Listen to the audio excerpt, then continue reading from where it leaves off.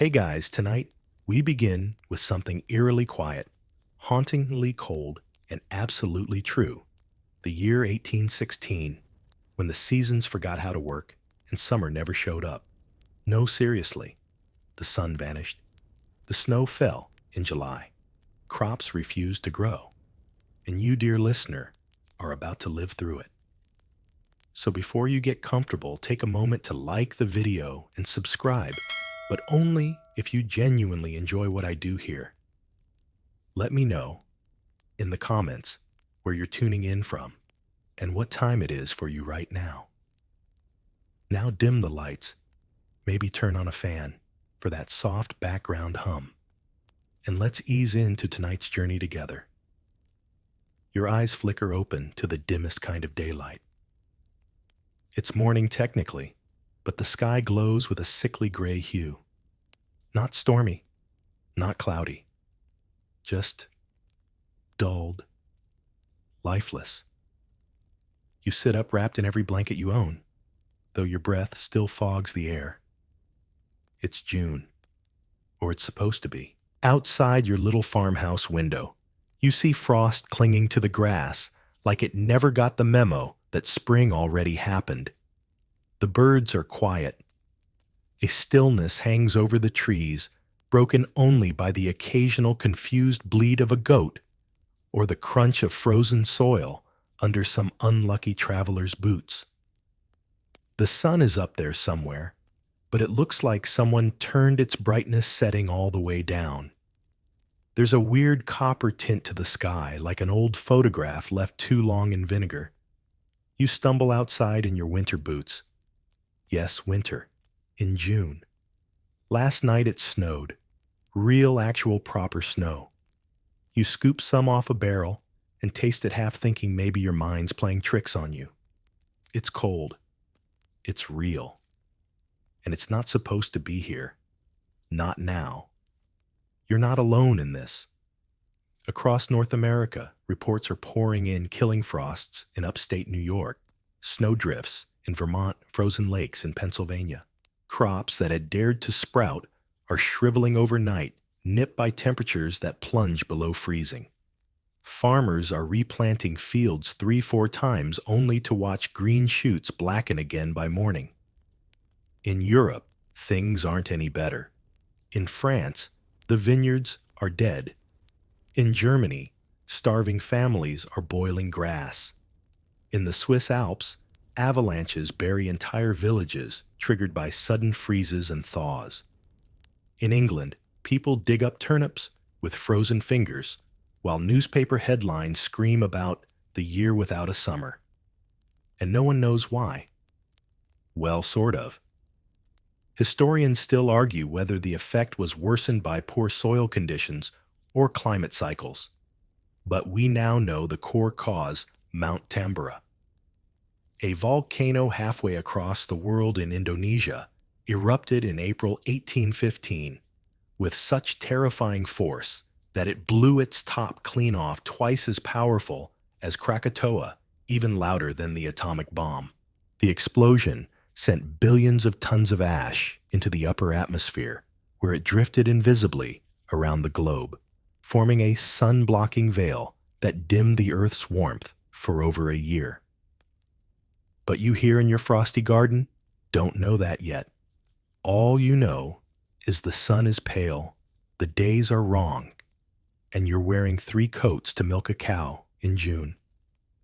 The grass crunches under your boots. The fields look more like early November than late spring. And there's a pit in your stomach, not just from fear, but from hunger.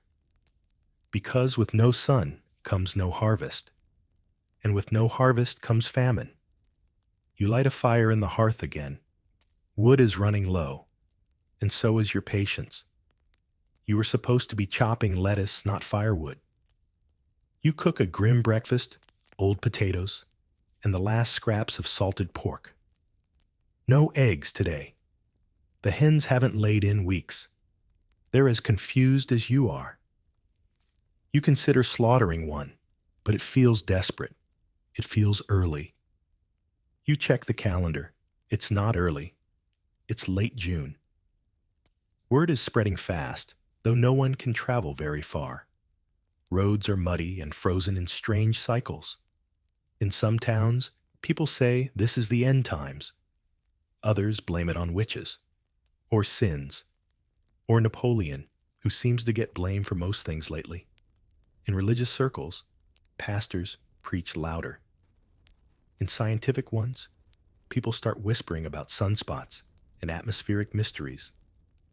Meanwhile, your neighbor comes over in a wool cloak and a look of thinly veiled panic. His barley's gone. He asks if you've got any seeds left. You do, but not many. You share anyway.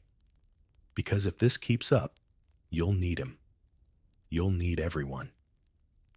In Vermont, whole families are packing up and heading west toward Ohio, where the reports are warmer, though not much.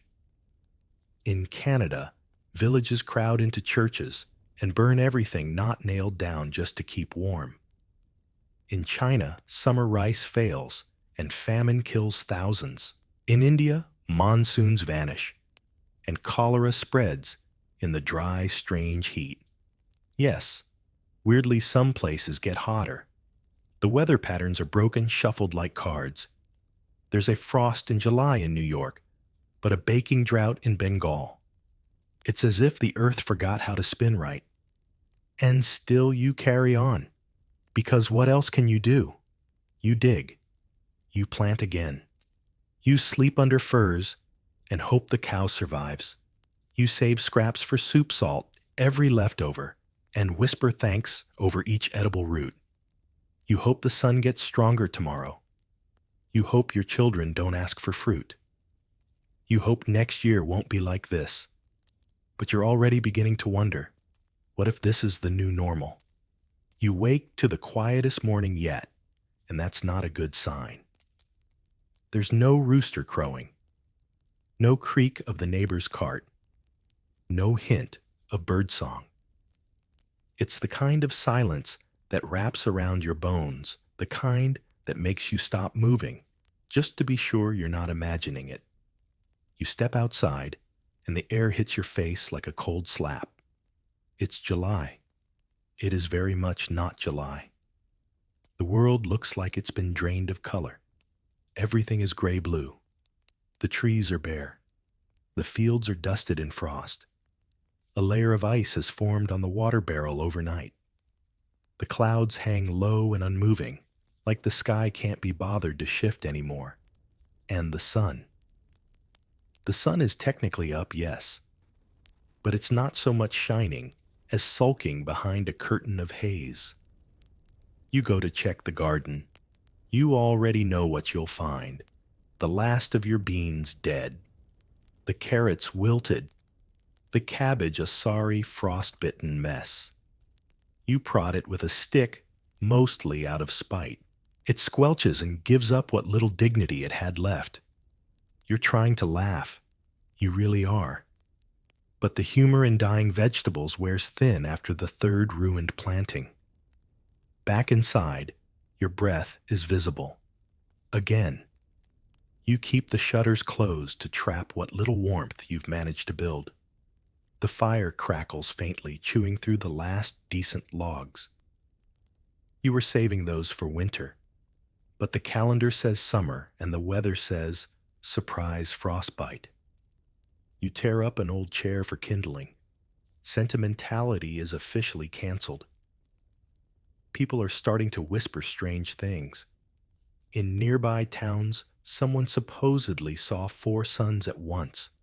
In another village, they say the sky turned green. Historians still debate whether these were true atmospheric oddities or just exaggerations born from panic. But what's undeniable is the unease creeping into every conversation. Nature's playing tricks, and everyone knows it. You think about the sun a lot now, not in a poetic, warm glow on your face kind of way, more like an absentee landlord. It shows up late, hangs back behind clouds, and leaves early. Days are short, nights are long, and every hour feels colder than the one before. You miss sweating. You miss swatting flies. You miss the dumb little sunburns that peeled your nose. Your clothes, once stuffed away in a trunk for the warm months, are all back in rotation. Every layer counts. Wool over linen over leather, wrapped in an old coat that smells vaguely like sadness. You keep a hot stone wrapped in cloth, tucked against your chest. A trick you learned from your grandmother. It works, kind of, until it doesn't. Then it's just a warm rock and a heavier sense of hopelessness. You visit the neighbors. Misery loves company after all. And they're just as miserable. The Thompsons lost 2 piglets last night, froze right in the pen. Someone up the road tried to butcher a cow early and found the meat too lean, not enough fat. Everyone's animals are starving. Feed's running out. Hay isn't growing. Even the rats seem skinnier this month. Still, you share a meal. A stew so thin it might legally qualify as flavored water. But you eat it slowly, savoring each bite. Hunger has a way of making even boiled turnip greens feel luxurious. You laugh about it, sort of. Mostly out of habit. And someone tells a joke about summer being canceled due to unforeseen ashfall. That night, you sit by the fire and remember warmer times. The year before, you went berry picking in July. You found wild strawberries and wore a sun hat. This year, you'd settle for a warm rock and 2 dandelions that didn't die overnight. You're not depressed exactly, just stretched thin, like your spirit's been running a marathon in the cold with wet socks. You try to read, but the light fades fast. Candles are expensive, and you're out of tallow. You save the last stub for emergencies. You go to bed early because there's nothing else to do. And in bed, you lay still, hoping sleep will trick your body into thinking it's warm. Out in the world, others are doing the same. In France, food riots are breaking out. Bakers are mobbed. In Switzerland, people boil sawdust into paste. In Ireland, the potato crop fails yet again. And in the Ottoman Empire, flooding from bizarre rainfall ruins thousands of acres of farmland. Some people begin to pray harder. Others curse louder. A few retreat into themselves entirely. A few move.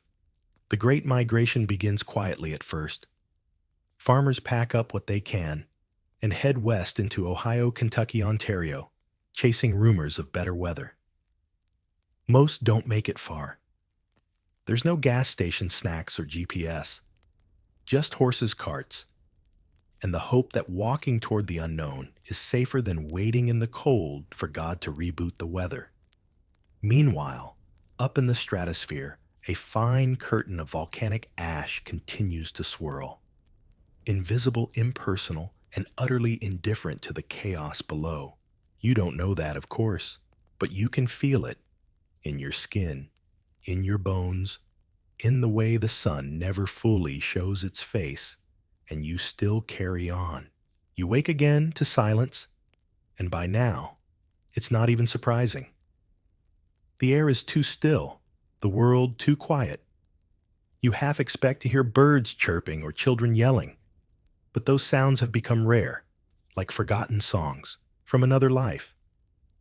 Instead, your day begins with the dull scrape of a wooden spoon against an empty pot and the soft crackle of a fire that's just barely alive.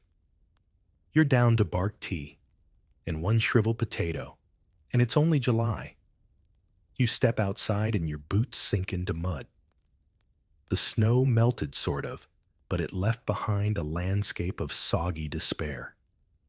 The fields are a ruin of failed green shoots and blackened roots. Everything smells like wet ash. The sky is still that grayish-brown mess, like a dirty window that no one's bothered to clean.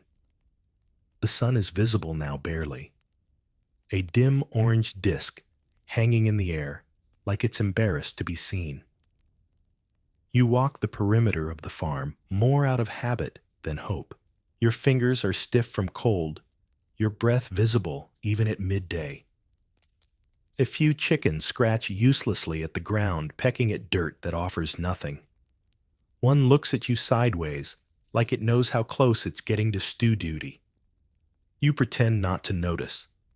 You pass your neighbor's boy, 10 years old, dragging a sack of roots over his shoulder. His arms are thin. His eyes are too quiet for a kid. You wave. He waves back. That's the whole exchange. No words. Everyone's conserving energy now, even for small talk. Later, you join a few villagers in the meeting hall, really just an old barn, with a roof that doesn't leak too badly. The topic is grain, or more accurately, the utter lack of it. Supplies are dwindling. The last shipment from the coast was delayed, and someone swears their flour barrel was robbed. People accuse. People defend. Voices rise, but no one shouts. There's no energy for rage. Some want to leave. Head west. Try their luck, where the rumors say sun still shines and corn still grows. But that's a myth, probably. The kind you tell children to keep them from crying at night. Besides, the roads are treacherous. Cold and bandits don't mix well. You go home, shoulders, heavy stomach growling. You pull out your journal, not because anything has changed, but because writing is the only thing that doesn't cost food or firewood. You write about the frost. Again. The silence. Again. You write about how your dreams are starting to smell like smoke and cabbage. Then you write about your beans, the ones you tried to grow under cloth, the ones you whisper to when no one's around. One of them sprouted yesterday, a tiny green curl. It died this morning. You ripped it out and buried it like a pet. Around the world, similar things are happening. In Indonesia, Tambora slopes are still scarred and lifeless. Entire villages were erased in the eruption last year, their names forgotten under layers of ash and mud. In London, scientists scribble in dimly lit rooms, debating whether the strange weather is the start of a permanent shift in Earth's climate. They don't know yet that Tambora was to blame. They only know something is deeply wrong. In Geneva, a group of friends sits around a fireplace trapped indoors by endless storms. One of them is Mary Shelley. She writes a story about a monster stitched together from dead things brought to life by unnatural forces. The atmosphere outside seeps into every page. Historians still argue whether her novel Frankenstein was born entirely of imagination or shaped by the darkness pressing in on them that July. Art flourishes strangely in the cold. Poetry painting horror invention. There's something about disaster that sharpens creativity like a knife. You're not painting masterworks or writing novels, but your notes in the journal are getting longer, darker, more desperate. You start to wonder who you're writing for. Back home, you try again with dinner. This time, it's stale oats boiled with bits of onion. You eat it slowly, chewing each bite like it owes you something. Outside, the wind picks up. Trees sway. The firelight flickers. You sleep early again, not because you're tired, but because there's nothing else to do. In bed, you pile on coats, hats, even an old curtain. You press your feet against the dog who grumbles but doesn't move. He needs the heat too. You dream of peaches, not eating them, just holding one. A ripe, sun-warmed peach. The fuzz against your palm. The scent of sugar. The color orange so vivid it feels unreal. You wake with tears in your eyes and a wet pillow. You haven't cried in weeks. Morning comes. Another gray, cold, lifeless dawn. And you still carry on. You're starting to forget what warmth feels like. Not fire warmth, you still have that barely, but real warmth, the kind that seeps into your bones on a sunny afternoon and makes you sigh without meaning to. That kind of warmth hasn't visited in months. And now it's July 10th, and the snow's back. Again. Overnight, 2 more inches settled across the rooftops, flattening gardens and spirits alike. You stare at it from the window. It's not beautiful. Not anymore. At first, the novelty was almost comical snow in June. What a story. But now, it's just white noise. A cruel repeat of the same impossible tune. The chickens won't even go outside anymore. They just sit on their perch and mutter like depressed little grandmothers. You eat breakfast in silence. Thin broth again.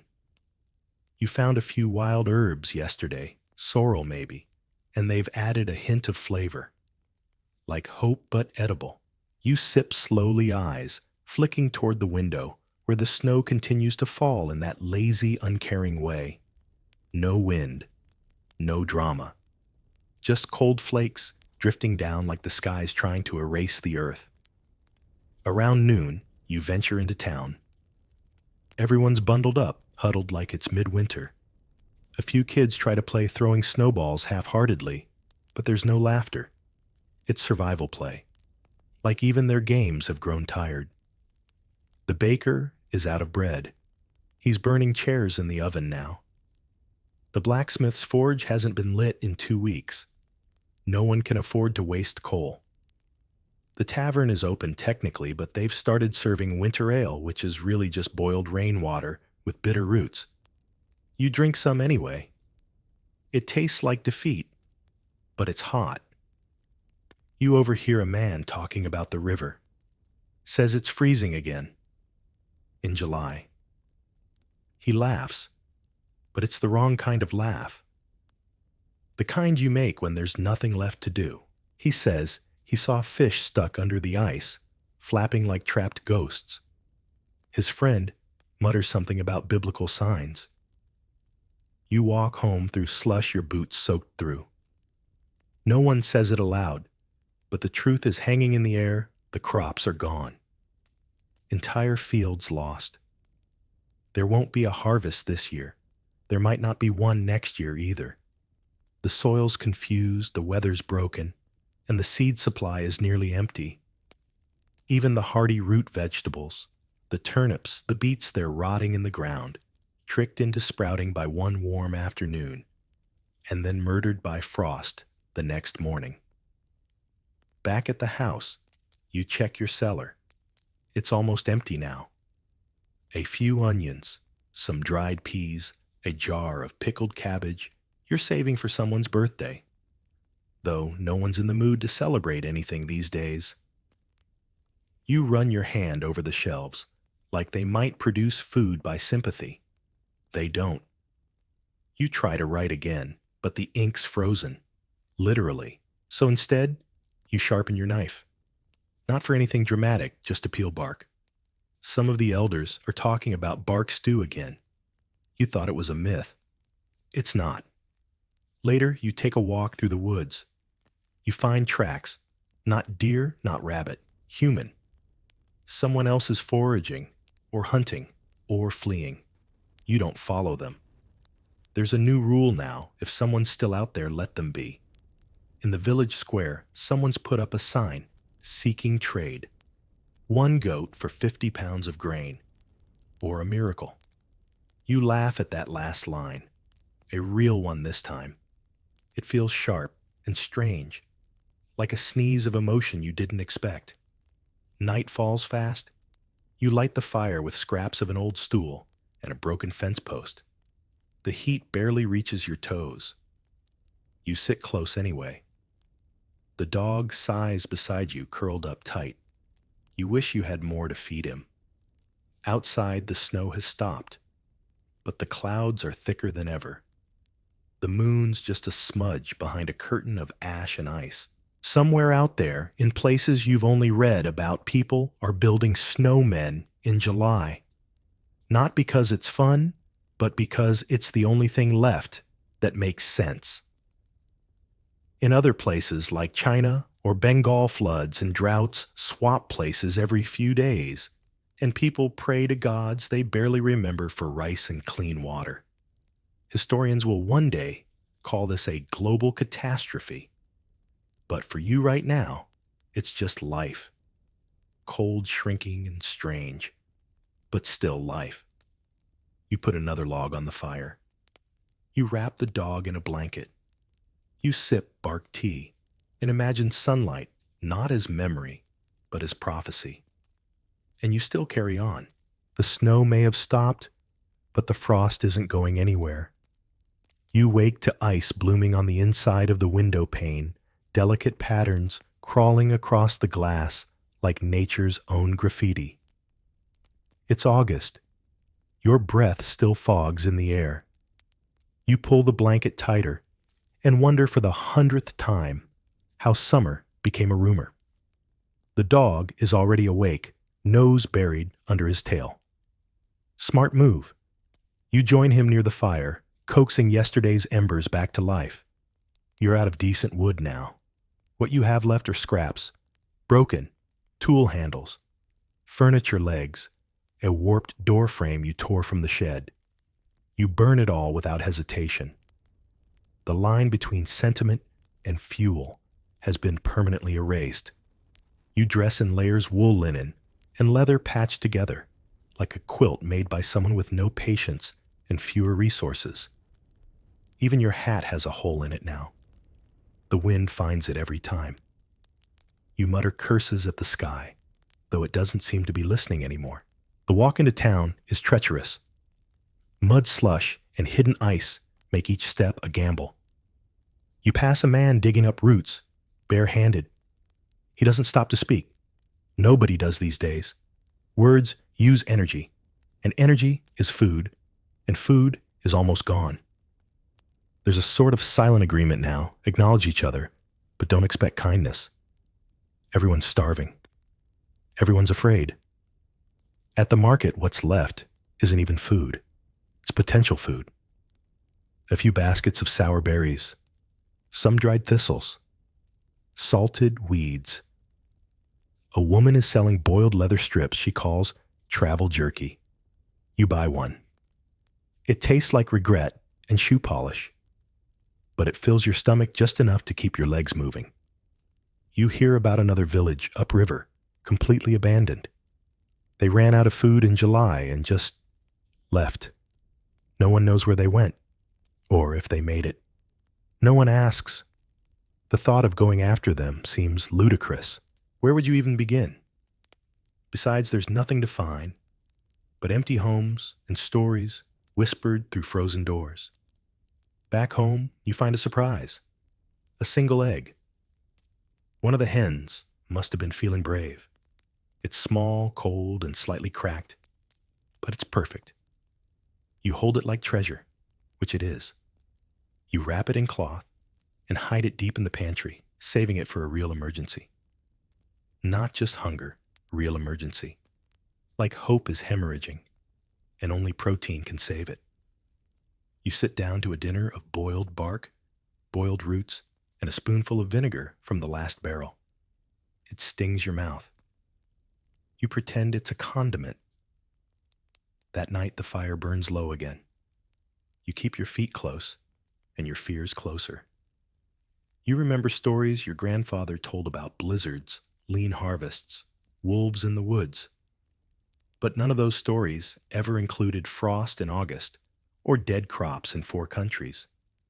You wonder what story you'll tell if you survive this. Maybe something about how people ate pine needles and shared silence like soup. Up in Canada, farmers are feeding their livestock bark mixed with sawdust. In parts of Germany, children chew boiled nettles. In India, cholera is surging, carried by tainted wells and failed monsoons. Even the Nile runs low this year, its sacred floods choked by dust and strange winds. And all of it started with a mountain you've never heard of on an island you've never seen. Mount Tambora. It coughed up the sky, and now everyone pays. Historians will later say this was climate chaos before anyone had the language for it. A supervolcano's ash hung in the upper atmosphere, blocking sunlight, confusing jet streams, altering rain patterns. But right now, you don't need the science. You just need tomorrow to be less cruel than today. At some point, someone knocks at your door. It's Anna from down the road. She holds out a cloth bundle, inside a single onion. You look at her confused. It's too much for me alone, she says. Take half. You want to cry? You don't. Instead, you offer her bark tea. She laughs. That kind of laugh that cracks something open and lets warmth in, just for a moment. Later you sit together near the fire, not speaking, not needing to. The onion is in the pot, and the dog is snoring, and for the first time in weeks, you don't feel alone. Outside, the wind howls again. The world is still broken. The crops are still gone. The sky is still bruised and sulking. But tonight, you had half an onion and a little company. And you still carry on. This morning, before the frost even melts off the roof, you feel it in your chest. The question again, what caused all this? Not the surface level answer, not just bad weather or unlucky frost. You want to know why the sun stopped shining, why summer abandoned you, why the world feels tilted just a few degrees too far off course. Something broke, something big.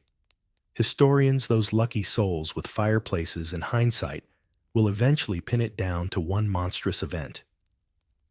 April 1815, Mount Tambora, on the island of Sumbawa, in what is now Indonesia, the largest volcanic eruption in recorded history.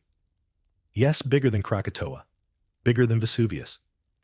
Tambora didn't just explode, it obliterated itself. The blast was heard 1,600 miles away. Imagine being in New York and hearing a boom from Denver. That kind of loud. When Tambora blew, it hurled more than 100 cubic kilometers of rock ash and gas into the sky. Think of it as the Earth sneezing with catastrophic force, and that sneeze blacked out the sun. The ash plume reached the stratosphere over 25 miles high and stayed there like a massive floating shadow that followed the globe. Back then, nobody in Europe or America had any idea it happened. Communications weren't exactly speedy. No Instagram footage of lava fountains, just a world that got a little dimmer and a lot colder, and no explanation in sight. It's a historical irony a village disappears in fire and ash on one side of the world, and months later crops fail on the other. Cause and effect separated by distance and ignorance. You, of course, don't know the name Tambora. Not yet. But you know something's wrong. The sun, when it appears at all, is this weak orange smear across the sky. It doesn't burn. It doesn't warm. It just hovers there like a guilty bystander. The trees have stopped blooming. Bees have vanished. Some birds, too. Your neighbor swears the seasons are running backward. Spring never came, he mutters. It's like the earth skipped it out of spite. You walk to the river. It's lower than usual. The fish are scarce, and the ones you do see are sluggish pale. Even the water looks tired. A few villagers have tried netting them, but they're weak from hunger and cold. You can't even catch enough fish to get scurvy anymore. A joke, but not a funny one. In the church, the priest gives a sermon that's less about scripture and more about survival. We are being tested, he says, and if we endure, we will be delivered. Someone in the back mutters, maybe God froze to death too. You don't laugh. No one does. But no one scolds him either. News trickles in from other places. The Mississippi froze over. Snow fell in Virginia. In London, fog so thick you can't see across the street. ships lost at sea because compasses stopped behaving. In France, they're burning apple orchards for warmth. In Switzerland, a boy tried to eat his shoe. And then there's the price of food. Sky High doesn't cover it. Bread costs more than a day's wages. Oats have doubled. Potatoes, when you can find them, are hoarded like treasure. The baker in town now sells air pies, just crust, no filling. A joke. Again, not funny. Back home, you check your storage again, even though you know exactly what's there. 3 onions, 2 jars of pickled turnip, a sack of barley that smells like desperation. You're not starving yet, but you're staring into the mouth of it, and it's wide open. You spend the afternoon patching holes in your coat with scraps from an old curtain. It's not pretty, but it's warmer. You line your boots with straw. Your hands are always cold now, even when they're near the fire. It's like your blood forgot how to circulate. Your dog limps. You think it's the cold. You wrap his paw in cloth and rub it gently. He whines but licks your hand. Loyalty even now. As night falls, the sky turns that strange color again. Not dark, not light. Just wrong. Like someone took the stars and dipped them in smoke. You sit outside, watching it wrapped in every blanket you own. There's something eerily beautiful about it. The silence. The flicker of distant lightning with no thunder. The way the wind hums through the dead trees. Inside, you write again. This time, you list everything you still have. Not just food, but things. 1 hatchet, 2 candles, 5 pieces of soap, 8 firewood logs. It feels like inventorying your own survival. You underline the word hope, even though you're not sure why it's on the list. You finish the night with a story. One you tell yourself, about a summer that returns. About warmth that isn't just from fire. About green fields and buzzing insects and fruit that grows without begging. It sounds made up now, like something from a book no one finishes. Still you tell it, and you still carry on. The wind carries something strange today. Not a smell exactly. Not a sound. More like a pressure, the kind that presses behind your ears and makes your thoughts feel just a little slower, a little heavier. You've stopped trusting clear skies. In the year the world froze over even a sunny morning feels like a trick. You watch the horizon while chewing on a piece of bark-soaked bread and wait for the next disaster to drift in like smoke. But this morning, something new arrives. Word from overseas. It takes weeks for letters to crawl across oceans, but now rumors are catching up with reality. In China, entire rivers are frozen. Rice fields lie drowned from relentless, bizarre flooding. In India, the monsoon never came. Crops withered in the heat wells dried up, and cholera swept in like a thief. It doesn't make sense your world is freezing and theirs is baking, but that's the thing. Tambora didn't just bring winter. It rewrote the weather map. The ash floating high above the earth didn't fall neatly. It drifted, curled, disrupted every system that farmers and sailors had counted on for generations. The clouds confused. The winds tangled. The rain either nowhere or everywhere at once. In Bengal, there's famine. In Yunnan, there's rot. In the Yellow River Basin, they say people are boiling tree bark just like you are. You feel oddly connected to them strangers, thousands of miles away, but now part of your weather family. All of you tethered by the invisible threads of a volcanic tantrum. You sharpen your knife. Not because there's anything to hunt, but because routine matters. You patch a hole in the roof. Again. You carry water. Again. Survival now is a loop, not a ladder. Every day is maintenance, not progress. You're not getting better. You're just not dead yet. Your neighbors are starting to collapse. Not physically yet, but socially. The baker boarded up his shop last night. Said it wasn't worth the arguments. People have stopped knocking. They've started kicking. Bartering turned to begging. Begging turned to stealing. And everyone's too cold and too tired to care much anymore. Still pockets of resistance form, quiet ones. 2 homes down the Thompsons have started cooking in the street, so the smell isn't trapped in their house tempting break-ins. You offer them a handful of herbs in exchange for stew. It's a poor trade. They do it anyway. Maybe because they remember your dog limping. Maybe because we're not quite animals yet.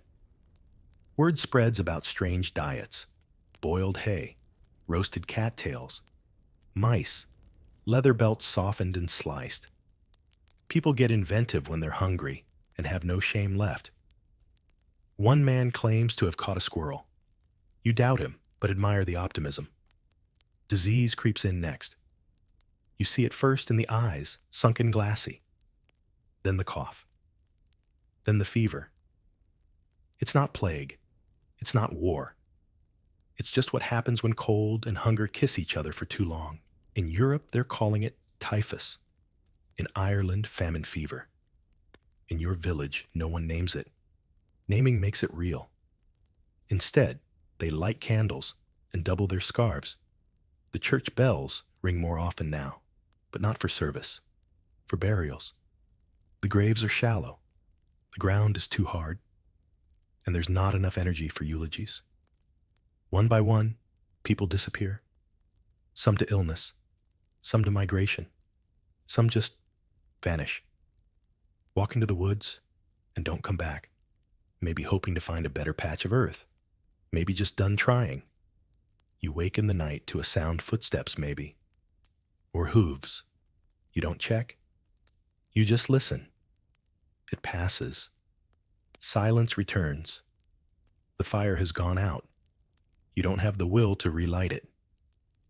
So you pull your coat tighter, hold the dog closer, and tell yourself a story until you fall asleep. In that dream, it's autumn, but a real one. Red trees, crunchy leaves, the smell of wood smoke that means pies, not panic. You're in a field. There's a warm apple in your hand. And someone you love is laughing nearby. The kind of laugh that lifts your chest, not breaks it. You wake with tears on your cheeks. Again. Out in the yard, you find a rabbit track. Fresh. Real. You don't believe your luck. You spend an hour stalking through snow and brush bow in hand heart pounding. You don't find the rabbit, but you find the hope. Just enough to last another day. And you still carry on. The barter market is a mess today. You arrive wrapped in 3 scarves mittens that don't match and boots that have been patched more times than you can count. Around you, the usual crowd has thinned. Some have fled. Some got sick. Some, well, no one asks anymore. You clutch your trade bundle, a cracked jar of honey, and a spool of thread. It's not much, but it might be worth a turnip or a half scoop of oats. Everything costs more now. Not just in money, which barely matters anymore, but in time, in trust, in dignity. A loaf of bread will run you 3 days' labor, if you're lucky. A sack of grain. That's the stuff of dreams, fairy tales, and armed guards. One man offers a goat in exchange for 20 pounds of rye. No one can meet it. He just sits there staring at the snow that should be grass. Prices shift like the wind. A cabbage that cost 2 coins last week now costs 6 in a favor. And good luck getting salt. Someone looted the mill, and now people season their stew with regret. It's a seller's market if anyone had anything left to sell. You overhear whispers of riots. Not here, not yet, but not far.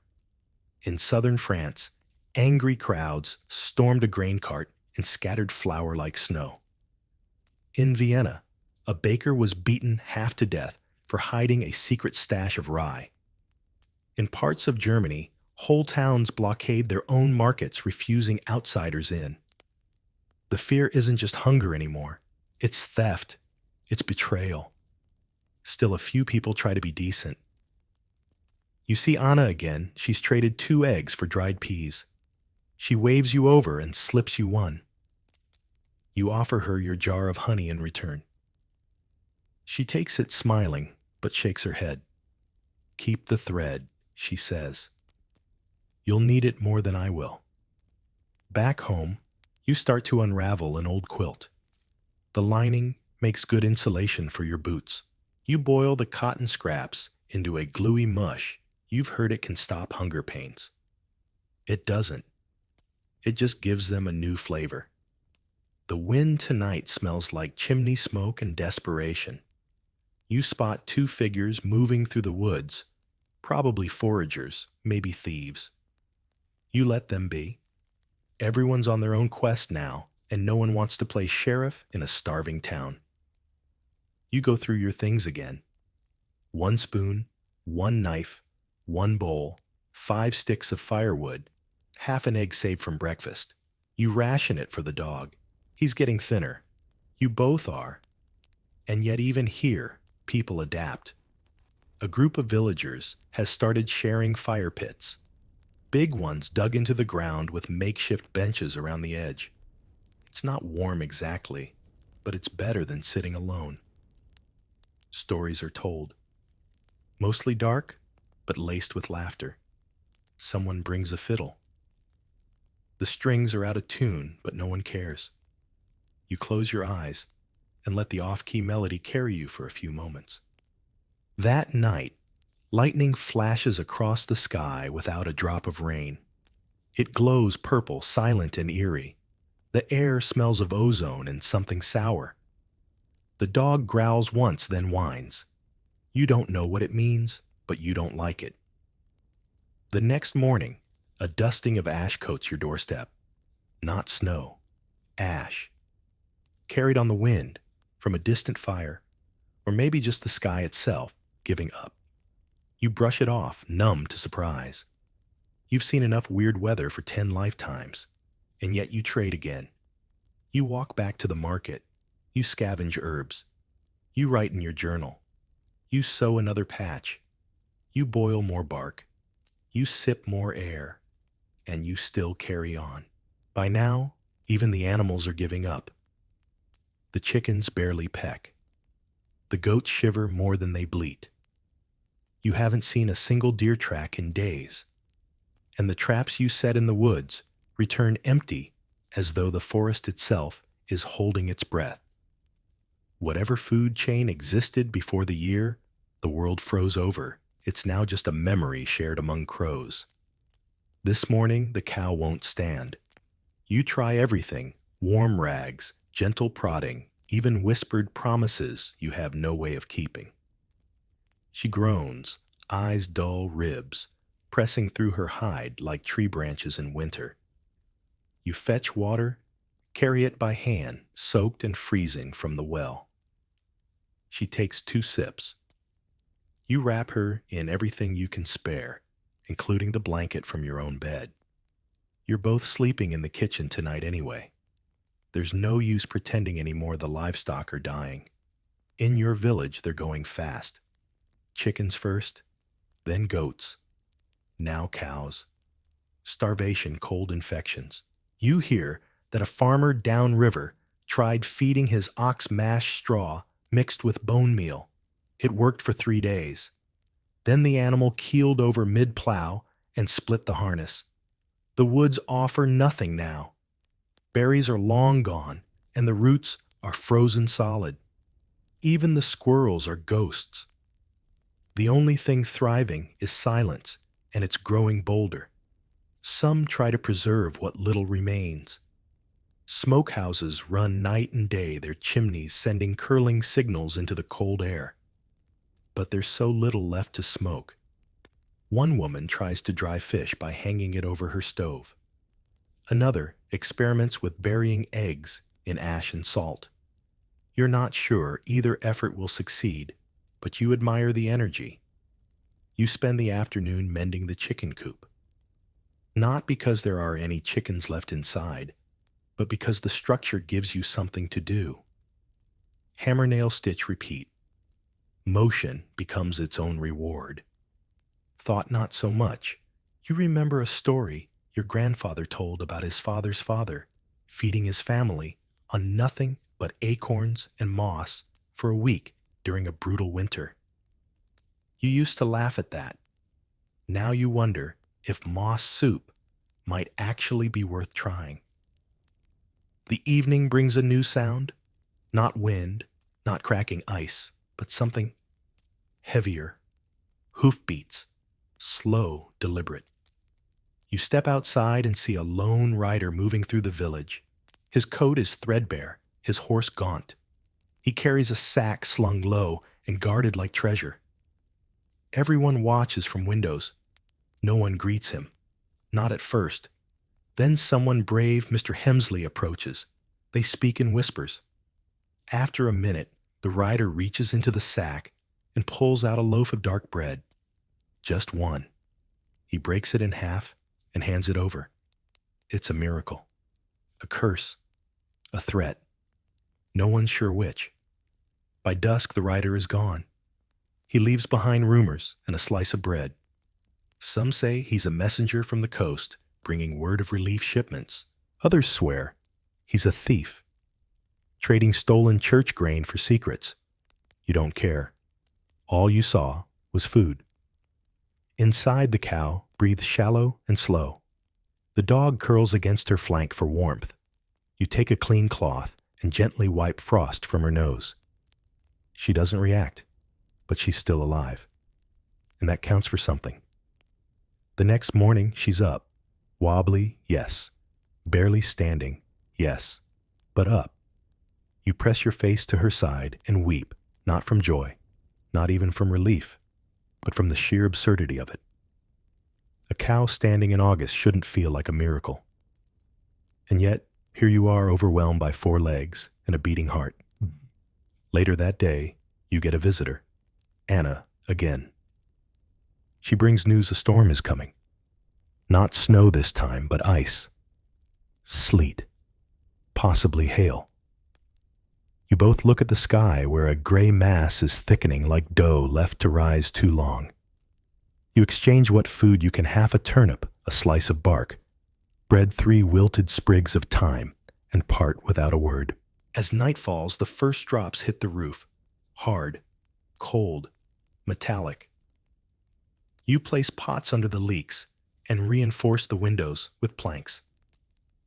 The dog hides under the table. The cow moans softly. The fire sputters and flares. The ice taps louder until it's drumming like tiny fists against the walls. You wrap yourself tighter, press your hand to the dog's back, and whisper something you don't quite hear yourself say. And even here, even now, in a house held together by twine-wet wood and sheer willpower, you still carry on. The morning after the ice storm is biblical. Not in the majestic sense. In the apocalyptic frogs might rain next sense. The world outside your door is sealed in crystal. Trees droop like old men, their branches sagging under coats of solid ice. Some have snapped clean off, littering the ground like frozen antlers. Your garden, what little remained of it, is buried beneath a smooth, glassy tomb. The first thing you check is the cow, still alive, stiff shivering, but alive. She's developed a cough, now, a wet wheeze that rattles like a broken bellows. You heat some water on the fire mix and the last of the dried herbs, and hope she'll drink it. She does. Slowly. You watch her throat move, with every swallow, like it's your own. The ice has made everything twice as dangerous. The path to the well is a skating rink. The trees snap with no warning. You carry an axe everywhere, not to chop wood, but in case something falls from above. You've heard stories now. A boy in the next village crushed by an icicle the size of a fence post. A woman trapped for 2 days under a collapsed shed. No rescue came. Everyone's too busy trying to stay upright. And yet, you trudge on. Today's mission fuel. Your firewood stack is down to splinters and prayer. You search the outbuildings, the barn, even your own house for anything burnable. The chair in the corner. Gone. The drawers from your dresser. Firewood now. A wooden spoon you were saving into the flames. You don't even flinch anymore. In town, the situation's worse. Someone burned the front door of the chapel. Not broke, it burned it. The priest didn't stop them, didn't even scold, just nodded and handed them a candle stub for good measure. The forge has officially shut down. No more horseshoes, nails, or hinges. The smith tried to melt scrap metal for warmth, but the fumes nearly killed him. His beard caught fire. He's fine mostly. Now, he walks around, wrapped in a scorched curtain, like a prophet in rags.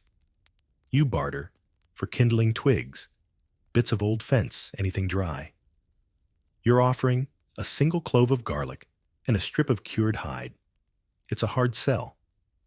Eventually, someone agrees. You walk away with a bundle of sticks and the same feeling you get after robbing your future self. That evening, something incredible happens. Someone finds a tree, a dry standing tree, still alive. The village gathers. Axes are brought. Plans are made. The tree is cut down like a king being overthrown. Chopped, split, distributed. Some say it should have been preserved. Others laugh. Preserved for who someone snaps. Ghosts. You get your share. 4 logs heavy and glorious. You carry them home like holy relics. You don't even wait.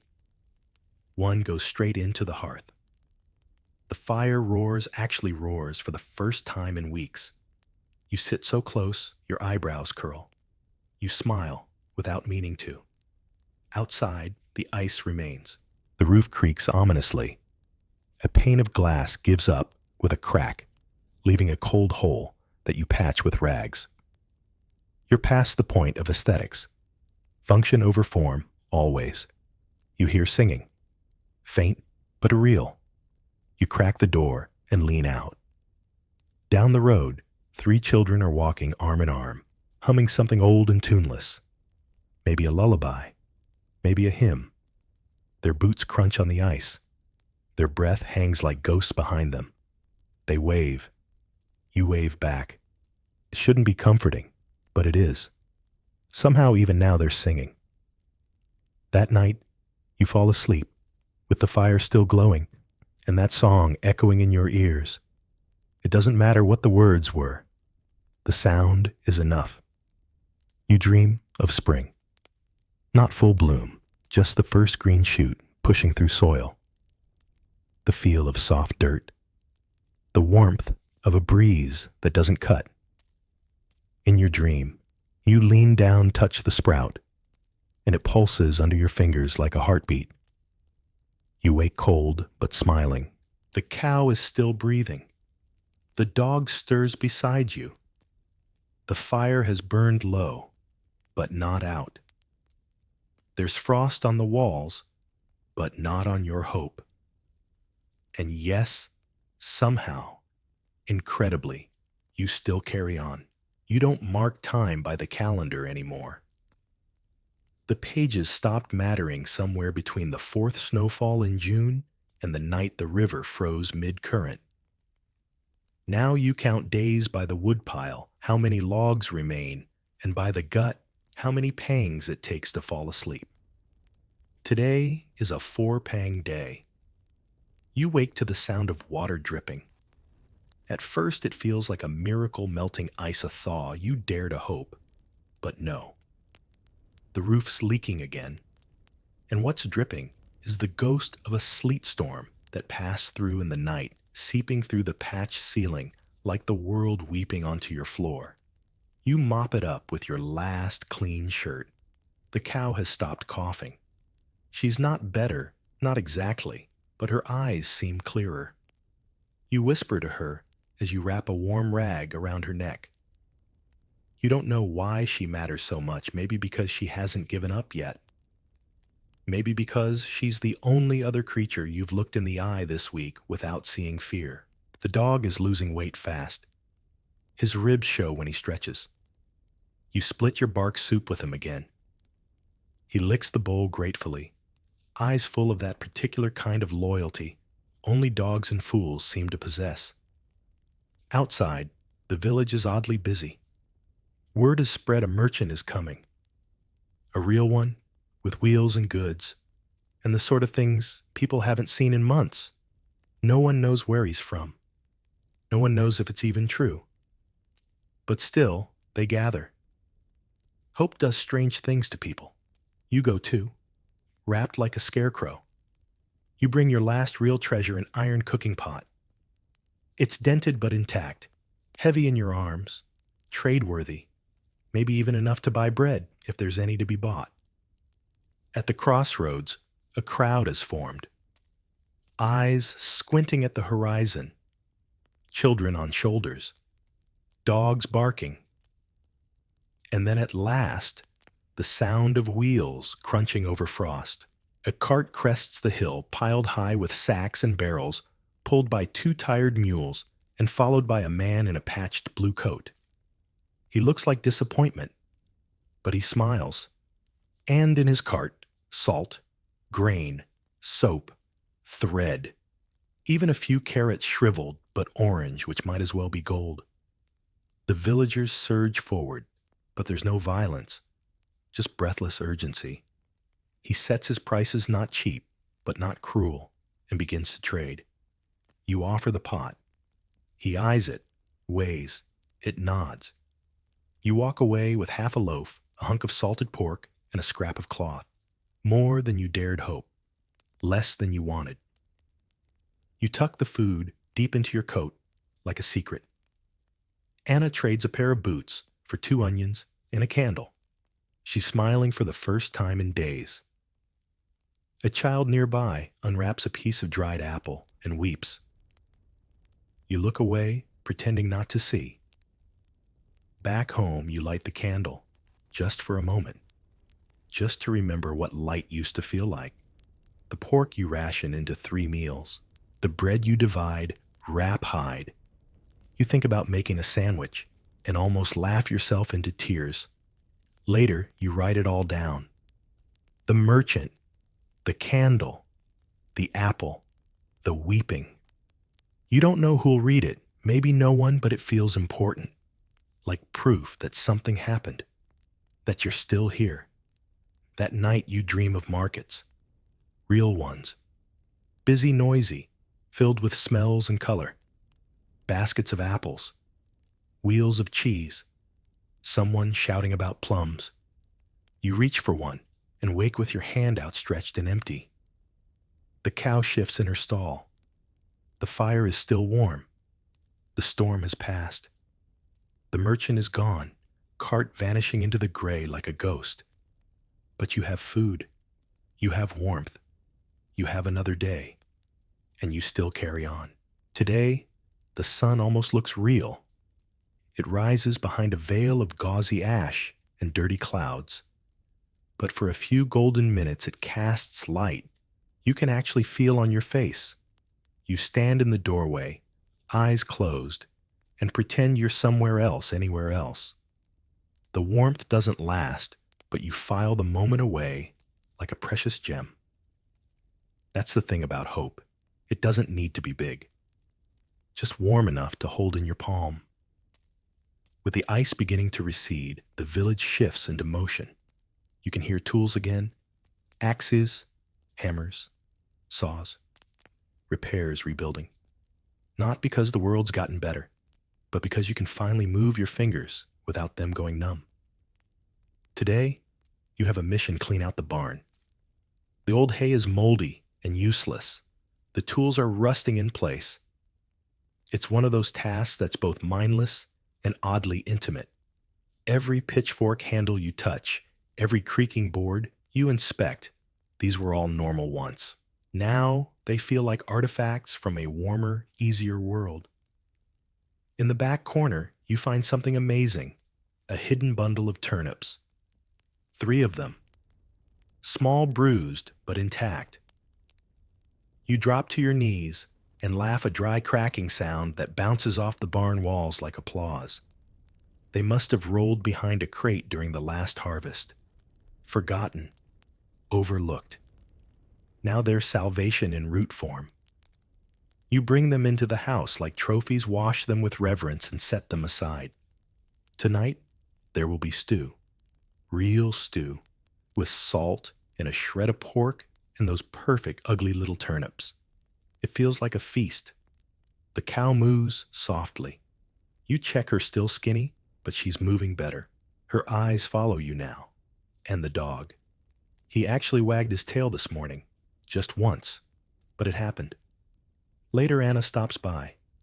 She brings dandelion greens and a grin. I saw birds, she says, flying, south to north. You stare at her. Birds, you repeat like she just said dragons. 5 of them. Little ones. Fast. You want to believe her. You do. You let her hold one of the turnips just to feel the weight. She hands it back like it's a newborn. Outside, the road is no longer ice, but thick, spring-like mud. The trees drip slowly, awkwardly, like they're learning how to be trees again. You hear one crack and fall in the woods. Not from wind, just from having carried too much cold for too long. The priest holds a small gathering this evening. Not quite a sermon, more like a vigil. He doesn't preach, just talks. People sit on crates wrapped in blankets and listen. He says this has happened before in smaller ways. He talks about the Little Ice Age and a summer in the 1600s that also vanished. God does not promise comfort, he says. Only presence. No one replies, but no one leaves. Back home, the stew is ready. You don't wait. You dip the ladle, pour a bowl, and savor the first bite. It's so hot, it burns your tongue. But you don't care. It tastes like earth and fire and maybe even joy. The dog gets a few drops. The cow gets warm water and a soft word. You write in your journal by candlelight, listing every ingredient in the stew like scripture. You dream of the birds Anna saw. Not 5, but 50.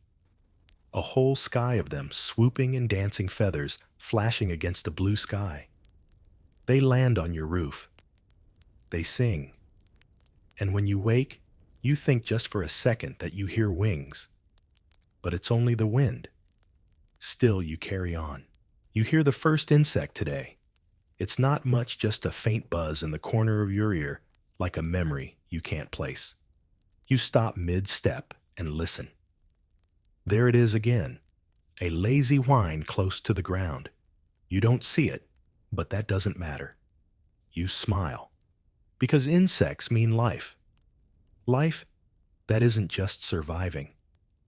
Life that might just maybe be preparing to come back.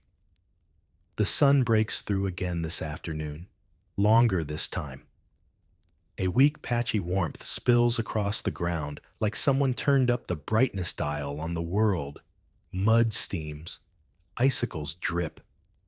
And for the first time in what feels like forever, you shed a layer. Not much, just a scarf, but it feels rebellious. You head to the garden plot behind your house. It's still a mess, clumps of dead roots, frost-scorched stalks, and a few brave weeds poking through.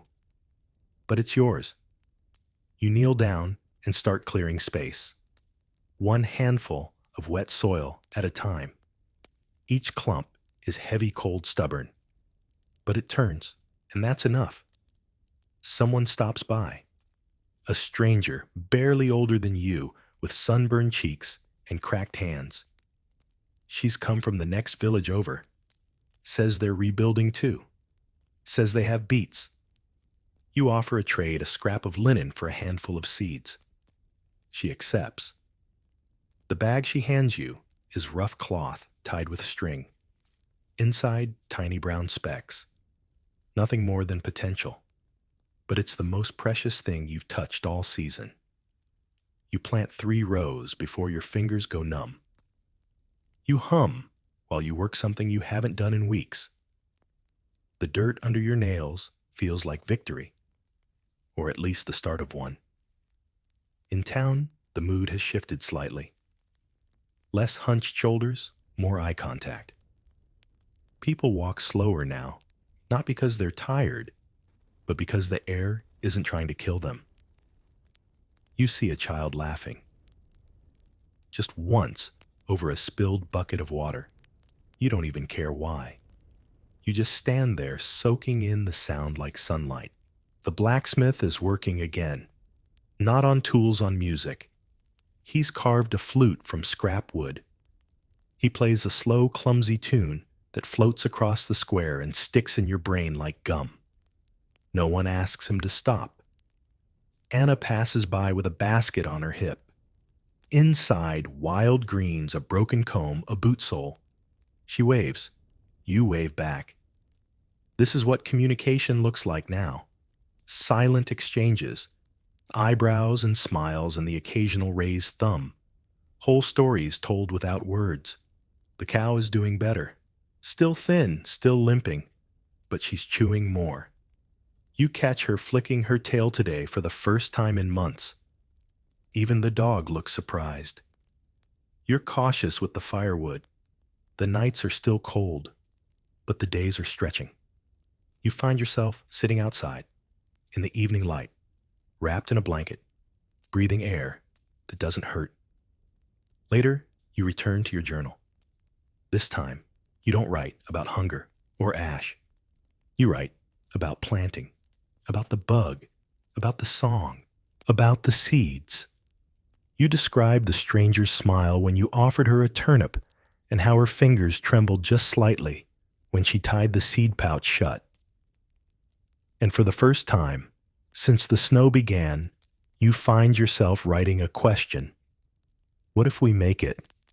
You don't answer. You just leave it there like a dare. That night, your dreams are loud. Voices, laughter, hammers striking nails. Music played too fast. You see colors again. Reds, oranges, greens so bright they feel surreal. You reach out, grab a tomato bite into it. Juice runs down your chin, and you laugh like someone who's never known cold. You wake to frost on your pillow, but the question lingers, and you still carry on. Illness doesn't care that spring is peeking through the cracks. While you're digging trenches and checking your sprouting seeds, a fever is quietly moving through the village like smoke, unseen, uninvited, and unwilling to leave. It starts with a cough. Nothing violent, just persistent. Then comes the chills, which is cruel, honestly, because everyone already has chills. Next, the eyes sunken glassy, edged with red. You see it first in the butcher's boy, then the innkeeper's wife, then Anna. You visit her the day she takes to bed. Her house is dark and heavy with vinegar steam. Someone's burning herbs in the corner, a desperate ward against sickness. She smiles when she sees you, but doesn't sit up. Her voice is threadbare. You sit beside her and hold her hand. It's warm, too warm. She squeezes your fingers. It's just the air, she says. Old houses get moldy when they thaw. But you've heard stories. In Ireland, they're calling it famine fever. In the Austrian cities, typhus. In India, something worse, cholera, creeping in through broken wells and tainted water. Bodies, piling by riverbanks. You don't share these rumors. You just refill her water and tuck the blanket under her chin. The next day, 3 more fall sick. The blacksmith stops playing his flute. The square goes quiet again. The priest announces daily prayers for the afflicted. Few attend.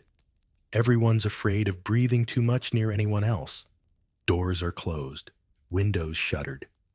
The shared fire pits are abandoned. You watch the village retreat inward like a hermit crab. But not you.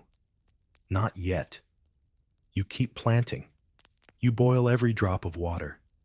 You burn sage in your chimney and scrub the floors with lye. You trade for vinegar. You stitch a mask from a scrap of linen and wear it when you visit Anna again. She's worse. Her cheeks burn, but her voice is weaker. She whispers about her childhood, how she used to climb apple trees and throw pebbles into the river. You nod, listen, smile. When you leave, she's asleep. You sit outside that night, watching the stars flicker like unsure candles. The air is still cold, but not hostile. You sip bark tea, laced with wild mint you found under a thawing hedge. You count every breath. You tell yourself, I am not sick. I am not sick. But your head feels heavy. You sleep badly. The next morning, the baker's wife is gone. They ring the chapel bell, once soft and slow. That's the rule now. One ring per passing. There have been 4 rings this week. But then good news. The boy recovers. The butcher's boy. He's outside, wobbling through the mud, pale but upright. You see him chasing a chicken, and your chest tightens. Not from worry, from hope. You go back to the garden. The first green shoot is visible. A real one. Fragile, trembling in the breeze like it doesn't quite trust the world yet. You bend down and touch it gently. It's cool, alive, and growing. Later, you boil the last of the carrots with a pinch of salt and bring the broth to Anna. She manages a smile, takes a few sips, and closes her eyes again. This time, her breathing sounds better. You allow yourself a flicker of belief. In the woods, you spot deer prints. Old ones, but real. You check your traps with more optimism. Nothing yet. But the bait hasn't frozen. That's new. You visit the chapel that night, just to sit. The room smells like wax and old wood. You light a candle. You don't pray exactly. You just sit. That's enough. When you return home, the dog greets you at the door, tail wagging. You lean down and whisper, maybe we'll make it. And you still carry on. You're awakened not by cold or creaking wood, or the quiet sound of things falling apart, but by knocking. 3 sharp raps on your front door. You sit up too fast and smack your head on the low beam. Cursing softly, you shuffle over and crack the door. Outside stands Jonas, the carpenter's apprentice. His hands are calloused and red, his cheeks windburnt, but his eyes are blazing with something unfamiliar excitement. You need to come, he says. You need to see this. You dress quickly, coat, boot, scarf, and follow him across the still frosted path toward the town square. The sun is just beginning to rise, a faint pink smudge in the sky. Already a crowd has gathered, people shifting nervously, whispering. You push through until you see it a machine. It's small, wooden, awkward, like a wagon with no walls and 2 oversized wheels. Perched on top, a wiry man with soot on his collar and a wide grin pedals furiously with his feet, and the machine rolls forward. No horse, no push. Someone gasps. Someone laughs. You just blink. It's a Draisine, Jonas says proudly. A walking machine. From Germany. You stare. It's like a bicycle, but without pedals. Just a frame and wheels. The rider pushes off with his feet like a toddler with a balance bike. It's absurd. It's brilliant. It's a glimpse into something you thought had frozen forever invention. Turns out, the long winter has pushed more than people to the brink. It's pushed ideas. With horses dying and feed unaffordable, someone needed a way to travel without animals. And so this strange, wobbly, foot-powered contraption rolled into existence. You take a turn. The wood creaks under your weight, but you glide a few feet forward. It's awkward, jerky, inefficient, You love it. And it's not the only thing. Elsewhere, someone's created a portable cooking pot with a built-in windscreen. Another woman has rigged a water filter from cloth, charcoal, and clay. Anna, recovering slowly, has begun experimenting with dried herbs and fat to make something like a cough balm. It smells foul. It works anyway.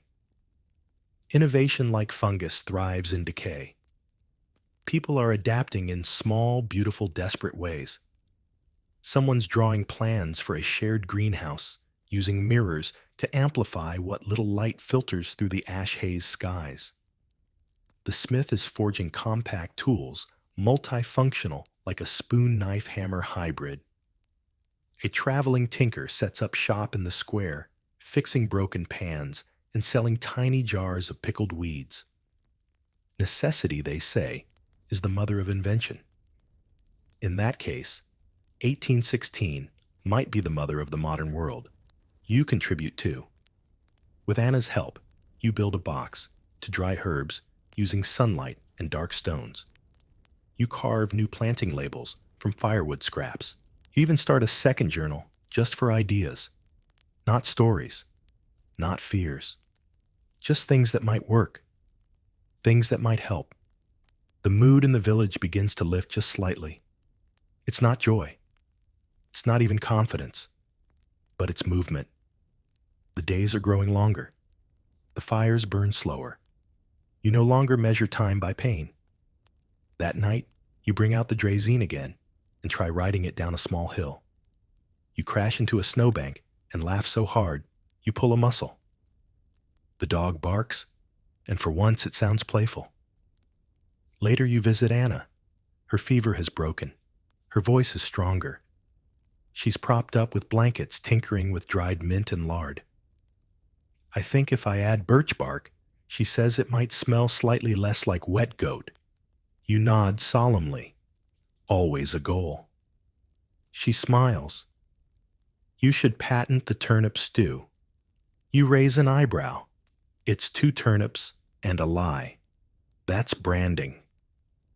You both laugh, quiet cracked, but real. Outside, the first buds have appeared on the oldest tree in town. Barely noticeable, just a suggestion of green. But someone ties a ribbon to the branch anyway. A man walks past, on a draisine swaying like a reed in wind. And yes, against every odd you still carry on. There's a smell in the air this morning that you haven't caught in months. Damp earth, warm just enough to wake up. It smells like worms, like moss, like life dragging itself out of hibernation with a groan and a stretch. You step outside and your boots sink slightly into mud, soft mud, not the icy sludge that's been clinging to everything since the sky turned on you. This is the real thing. The kind of mud that means rain is falling instead of snow. The kind that sticks to your soles and makes you forgive the cold, because at least it's wet and not frozen. Spring is not here yet, but it's pacing outside the gate. You decide it's time to try something bold fishing. Not in the river, it's still half covered in stubborn, cracking ice, but in the shallows near the bend where the water has begun to trickle freely. You gather your line, your crooked pole, and a bit of last summer's string. You even dig for worms and actually find some small, white, pathetic ones. But it's enough. You sit by the edge line in the water, staring at the ripples breathing. This is not survival. This is peace. Well, until the dog barrels into the shallows, chasing a squirrel shadow, and scares away every fish within 10 miles. You scold him half-heartedly, but secretly you're glad for the company. And anyway, the point wasn't really fish. It was hope. And mud. Back in the village, someone's building a coop, not to repair a new one.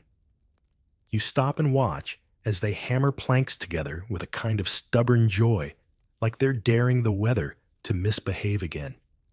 You hear chickens, real ones. Somewhere, someone kept them alive, or smuggled eggs, or made a trade with travelers from the coast. It doesn't matter how they're here, and they're clucking. Children are playing again, mostly stick games and mud wrestling, but it's noise, it's laughter. It's the opposite of silence, and that's what matters. One kid falls face first in a puddle and cackles like a lunatic. His mother doesn't scold him, just sighs and hands him a dry scarf. You visit Anna with news of the mud. She's up and moving now, slowly but steady. Her eyes are brighter. Her breath doesn't rattle. She's working on her balm recipe again, this time adding dried lavender for smell. She offers you a jar. You take it open, its sniff recoil. It still smells like wet goat, you say. She shrugs. A cleaner wet goat. Together you walk to your garden and inspect the sprouts. A few new shoots. The beets are winning the race. The turnips are lagging. You talk about building a little fence to keep out rabbits, not that you've seen any yet. But it's nice to have enemies again that aren't frostbite or starvation. At the edge of town, the trader's cart returns. Different man, same patched wheels. He brings something unusual this time, letters. Not official ones. Not government proclamations or maps. Just scraps. Torn pages with scrawled notes from other towns. Messages passed along by strangers. You read one from a village north of the lake. Still cold. Planted anyway. Caught 3 fish. 1 egg. Lost 2. Gained 1. Keep going. You read it twice. You add your own note on the back of another scrap. We have beets. The dog still eats better than us. But we're smiling again. Keep going. You trade it for a spool of thread and a story about a man who invented an oven that runs on compost heat. You can't decide if he's a genius or a lunatic, but you enjoy the idea either way. That night the wind is still cold, but no longer sharp. You don't light a second fire. You use 1 blanket instead of 2. And you let the window stay cracked open just a little. The air smells faintly of rain and leaf mold. You sit on your porch and write. Not a list. Not a record of losses. Just a letter. A pretend one. To the next person who finds your garden or your journal or your half-rotted fence. You write. It was hard. It's still hard. But we're here. And when the sun came back, so did we. So will you. You fold the page, place it under a stone, and still you carry on. The river finally breaks. It starts with a crack, sharp sudden, like a bone snapping underfoot. Then a groan. Then movement. Not fast. Just enough to stir the stillness. The ice sheet, which for so long has been your village's silver skeleton, begins to fracture into pieces the size of boats and tables and broken promises. You stand on the bank and watch it shift. The dog growls low, uneasy. You crouch beside him and mutter, "It's not angry, just tired."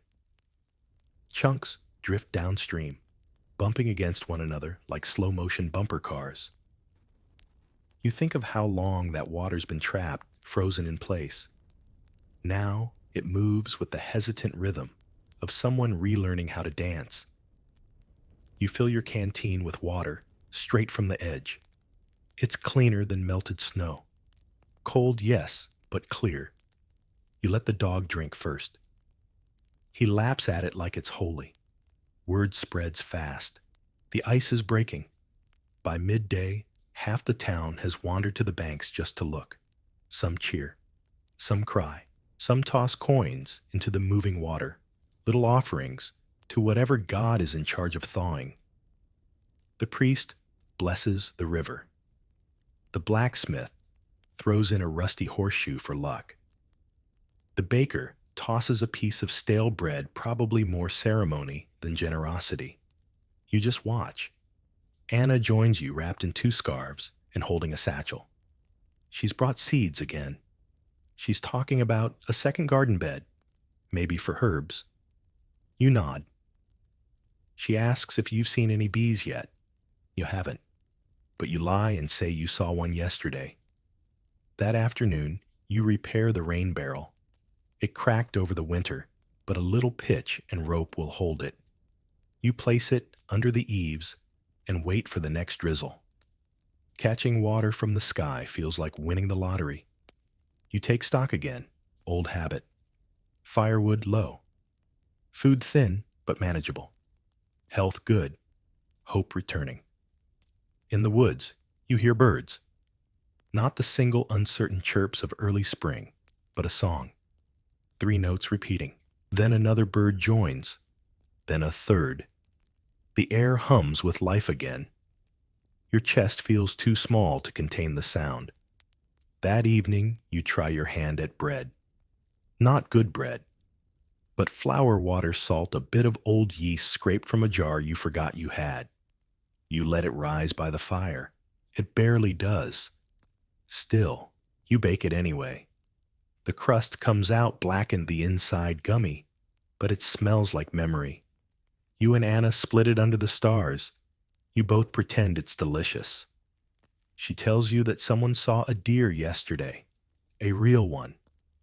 You believe her this time, because the world is shifting. You sit together wrapped in a shared blanket, feet resting near the hearth. She reads aloud from one of the letters the trader brought. They say the ash will fall for a year. But they said that last season too. We're planting anyway, because what else is there? Keep planting. Keep walking. Keep singing, even if your throat cracks. You both fall silent after that. The fire pops. The dog sighs. The river outside rushes on endlessly, like a song with no end and no beginning. You fall asleep in the chair and dream of bees. And you still carry on.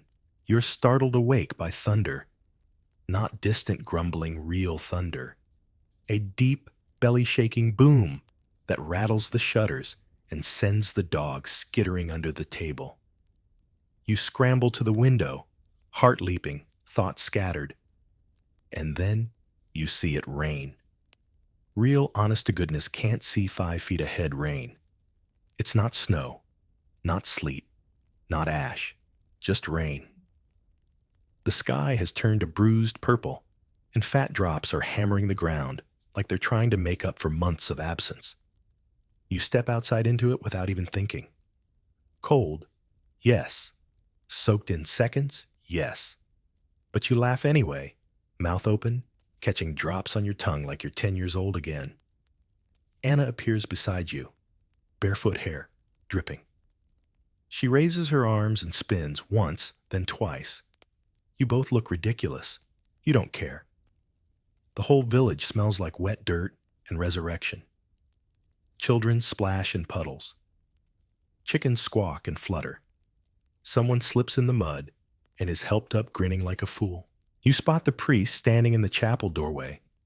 His arms crossed expression, torn between suspicion and awe. You gather buckets.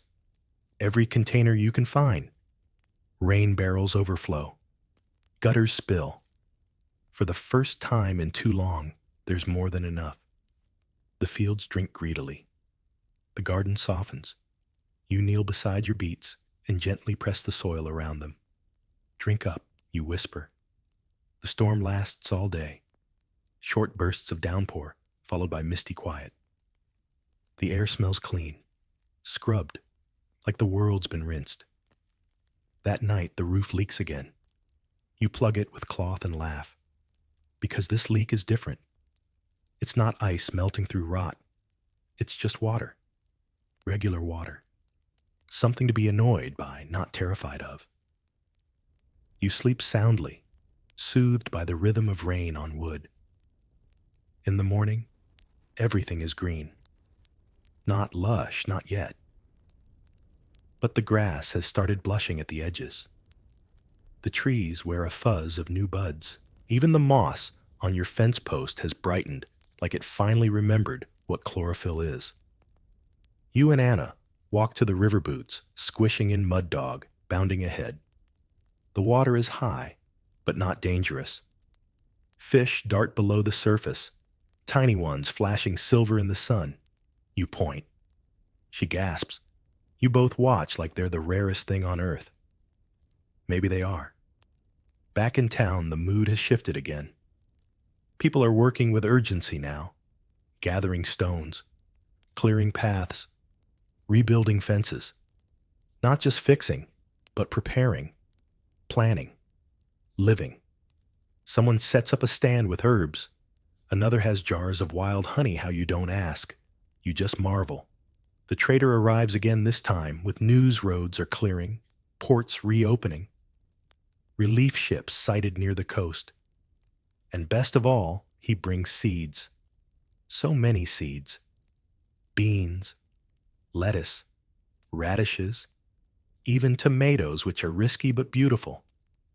The village gathers in silent, reverent lines to trade. You offer a carved spoon and a bar of Anna's balm. You leave with a pouch of spinach seeds and a single shriveled clove of garlic. You feel like a king. The dog finds a bone in the mud, old, but not rotten. He carries it around like a trophy all day. You scratch his ears and mutter, "We're going to be okay, Mutt." That evening you light a candle just because. You and Anna split the last of the beet soup, now thickened with wild greens. You toast to rain, to fish, to seeds, to carrying on. The first flower appears like a secret. It's tiny, barely a whisper of blue, hiding near the base of the fence behind your house. You almost miss it while pulling weeds. But there it is, delicate, defiant, and completely unnecessary. It doesn't feed you, doesn't warm you, doesn't fix the roof. And yet it feels more important than anything else you've seen this season. You kneel beside it for a full minute, afraid to touch it, afraid even to breathe too hard. Then finally, you smile and let it be. It deserves to bloom without supervision. Anna cries when you show it to her. You both pretend it's allergies. Around the village, life continues to creep back into focus. The road to the next hamlet is passable now. Muddy, yes, but clear. A few folks pack up and walk it either to trade or to leave for good. Others arrive weary and quiet, looking for food or a place to rest. No one turns them away. People are planting everything, every square of dirt, every scrap of land, window boxes cracked, pots, wheelbarrows turned into planters. Anything that might cradle soil and hope. You help dig trenches for your neighbor. Her hands shake too much now, but she's got turnip seeds and fierce opinions. "We'll grow what we can," she says, "and stew the rest." The dog has gained weight. Not much, but his ribs are no longer outlines. He naps in sunbeams now, nose twitching in his dreams. You envy his peace. Anna starts planning a festival. Not a real one. There's no extra food, no musicians, no reason, but a gathering.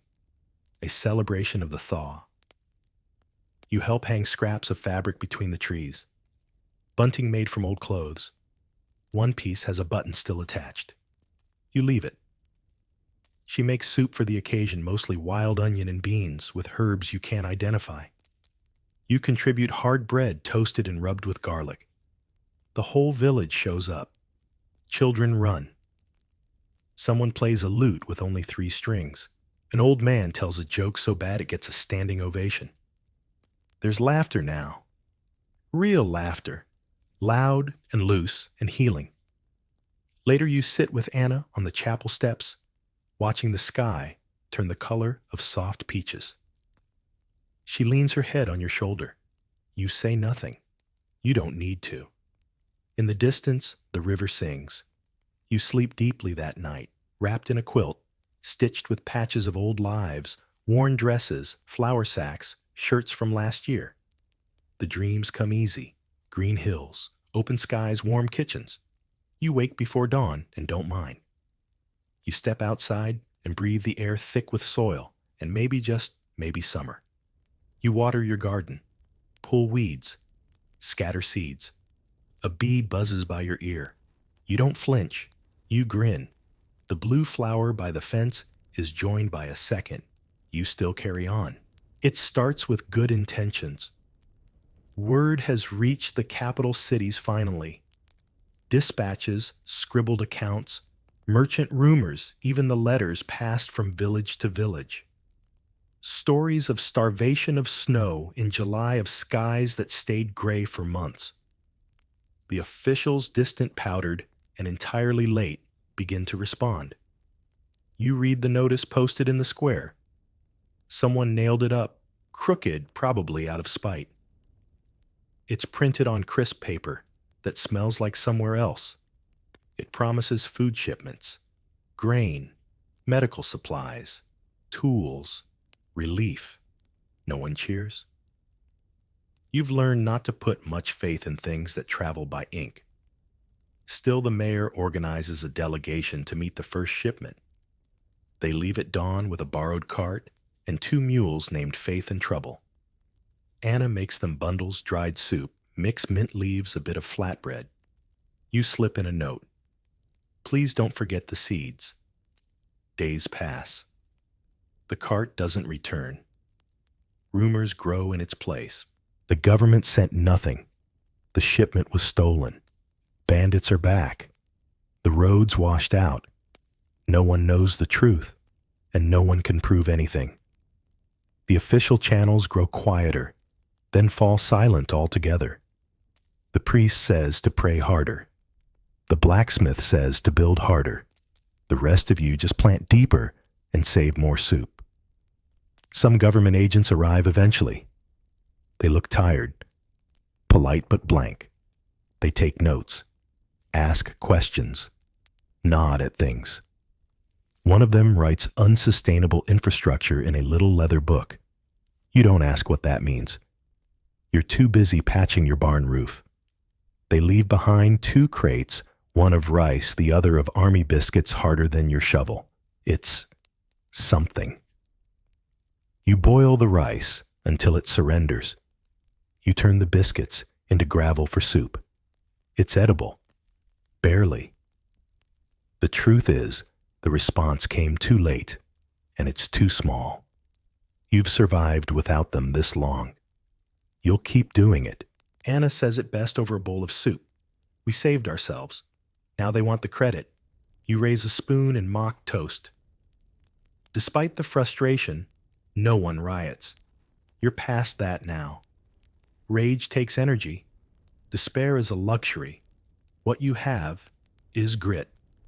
The low-burning kind that doesn't flare, doesn't shout, just smolders endlessly under your ribs. Still, the arrival of outsiders sparks other things. Ideas, questions. Some begin asking why this happened. Was it God? Was it punishment? Was it science? The tavern becomes a hotbed of debate. People talk about the volcano in Java, about ash in the sky. Others insist it's divine reckoning. Others blame the rich, the educated, the weather, you. Historians still argue whether people in 1816 truly understood the global scale of what was happening. Some say they knew. Others believe each village thought it was alone in its suffering. You're not sure which is worse. One man paints. He's not good at it. But his canvases fill with gray skies, twisted trees, thin faces. One evening, he unveils a piece he calls The Year Without Color. It's haunting. No one buys it, but everyone remembers it. Anna starts teaching children to read. She uses old letters, seed packets, prayer scraps. The blacksmith helps build little stools. You donate a tin cup filled with charcoal nubs as pencils. One boy writes his first word, warm. The next, more. You smile. Because yes, you're still hungry. still patching leaks, still waiting for bees to return in force. But now, there are words again, stories, plans, and more than anything, you still carry on. The first wedding, since the freeze takes everyone by surprise. There's no announcement, no printed invitations or flowers, just two people, Marta and Peter, standing awkwardly by the old tree in the square holding hands and grinning like fools. Someone starts clapping. Someone else starts crying. Before long, half the village has gathered in a loose, muddy circle. The priest stumbles out robes askew, muttering prayers under his breath. He raises a hand, pauses, then shrugs. Anyone object, he asks. No one does. And so they're married barefoot, in a patch of new grass, while chickens wander through the crowd, and a child tries to crown the bride with a daisy chain that falls apart instantly. It's perfect. Anna sneaks you a slice of rye bread she saved from last week. A wedding gift, she says, handing it over with exaggerated solemnity. You tear it in half and give it back. She groans. You're impossible. You just grin and chew. Later, there's a feast. Not in the traditional sense. There's no roast, no honeyed cakes, no wine. But there's food. Stew mostly. Roots and herbs. The pickled beans make a heroic appearance, and someone contributes a stringy roast of indeterminate origin. No one asks questions. It tastes fine. Someone brings out the lute again. Another plays spoons. Children bang on buckets with sticks, forming a rhythm that's not quite music, but not quite noise either. It's enough to dance to. Bare feet slap against packed dirt. Laughter lifts higher than the chapel bell. You don't dance, but you sway. That counts. That night, you and Anna sit on the chapel steps again, watching fireflies rise like sparks from the grass. They've returned in ones and twos, blinking slowly like they're still deciding whether it's safe. Anna leans against you. I didn't think we'd get this far, she whispers. You nod. I still have your cough balm, you know. She snorts. I said this far, not too far. You chuckle. The next morning, you wake to dew on your windowsill and the scent of wood smoke that isn't desperation, just breakfast. You stretch, feed the dog, check the garden. More green than brown now. The spinach is thriving. The beans are timid but alive. You spot a ladybug. You watch it crawl across your thumb with such delicate determination that you feel your eyes sting. In the square, the blacksmith's building a new forge. Not repairing building. You ask what for. He shrugs and says, for what comes next. You find yourself saying that phrase a lot lately. What comes next? It's no longer code for doom. Someone talks about replanting the orchard. Another wants to restart the mill. There's even chatter about schooling beyond the basics. You scribble ideas into your journal irrigation channels, shared storage winterproof cellars. Anna suggests a festival with music this time. You nod. And no soup. Blasphemy. Still, you both laugh. You're not rebuilding the world. Not yet. But you're rebuilding a world. One meal, one tool, one blue flower at a time. The ash still falls sometimes. Just thin traces. But it's rare now. The air smells more like leaves than fire. And when the rain comes, it brings frogs and worms instead of dread. You sleep lighter. Rise earlier. Breathe easier. The worst year is ending. Not suddenly. Not like a curtain drop. But like a long exhale stretched across days. And always, you still carry on. Summer doesn't arrive with a parade. It sneaks in quiet as dust tiptoeing through the trees, while everyone's too busy planting, mending, and living to notice. One day, your breath no longer fogs when you speak. The next, your sleeves feel unnecessary. Then the birds are everywhere. By the time you do notice, the sky is blue, real blue, not the pale anemic gray you've grown used to. It stretches wide and open, an impossible canvas for clouds that drift lazily like they've got nowhere to be. You step outside and stand in the sun for a full 5 minutes before you move, just standing there, letting it warm the bones that spent too long learning how to shiver. The garden is in full swing now. Beets ready for pulling, beans crawling like sleepy acrobats up their twine. The spinach has bolted, but no one's mad about it fed enough. You even have your first tomato, small and stunted but red. You name it Sir Fruitworth and refuse to eat it for 3 days. Eventually, you do. And yes, it tastes like victory. Anna's begun keeping a ledger of everything the village grows. She calls it the Book of Returning. You tease her about the title. She shrugs and keeps writing. You know what she means. This isn't just a harvest, it's a re-entry. There are other signs: a baby born last week, a repaired bell tower, a road paved with stone instead of mud. Someone even opened a tiny shop, a shelf really selling ink and paper made from boiled plants and soot. You buy a packet even though your journal's still half full. The wedding couple is expecting now. Marta glows like a firefly, and Peter can't stop fixing things. He's rebuilt their entire roof twice. The festival becomes a tradition. Held every 6 days, then 10, then on the full moon. There's always a pot of soup. Always music. One day, a fiddler arrives from the next valley over. He plays until his fingers cramp and everyone's feet are sore. You dance this time. Badly. You and Anna finish the greenhouse. It's small, patchy, and vaguely resembles a shed that tripped and landed in glass. But inside, it's warm, and things grow, even in the dark. You teach a class, now 3 kids, sometimes 4. Reading, basic math, how to repair a cartwheel with 2 nails, and unreasonable optimism. Anna handles the herbs and healing. The dog naps in doorways. The cow gives milk again. The bees have returned, and with them honey so sweet it makes you cry. You begin to believe, not just in survival, in something better. One afternoon, a traveler arrives, wears strange clothes, carries a polished walking stick, says he's a map maker, hired to chart what's left and what's been reborn. You offer him bread and show him the garden. He takes notes. He promises to return.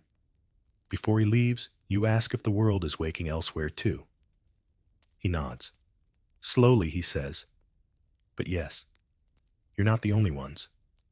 That night you lie awake staring at the ceiling. Not from cold or hunger or fear. Just thinking. You picture other gardens, other candles lit, other journals filled. The world is big and broken and healing. You place your hand on the journal, now full of smudges, pressed flowers, and 1 tomato seed taped inside the cover. You write 3 words, "We are here." And of course, you still carry on. The nights are warm now. Not just no frost warm, but crickets chirping windows, open bare feet on dirt warm. The kind of nights that hum gently the sky deep in velvet with stars. You sit on the porch dog at your feet, watching fireflies flicker lazily among the grass. Somewhere nearby, someone plays a soft tune on a string instrument with only 2 functional strings. Somehow it still sounds like hope. The village doesn't feel like a village anymore. It feels like a community, a stitched-together patchwork of stubborn people who didn't freeze, didn't give up, and didn't forget how to laugh, though it took a while to remember. Anna brings you a pie. It's not much. Rhubarb and some mystery berries that probably aren't poisonous. The crust is lumpy, but it's golden. You sit together under the stars, and eat with your fingers, grinning like fools. Do you remember January? She asks, her voice soft. You nod. I remember chewing bark. She chuckles. I remember crying because a potato rolled under the cupboard and I couldn't reach it. You both laugh, then fall quiet. The silence is not sad. It's full. The harvest is coming. Slowly, but it's coming. The tomato plants are taller than your waist now. The beans threaten to strangle their stakes. Even the stubborn spinach has made a comeback in the greenhouse. You've started preserving food. Not because you expect disaster again, but because it feels smart. You pickle dry smoke salt. You store jars in the cool cellar. You keep lists. You draw little doodles on the labels just because. The blacksmith built a bench outside his new forge.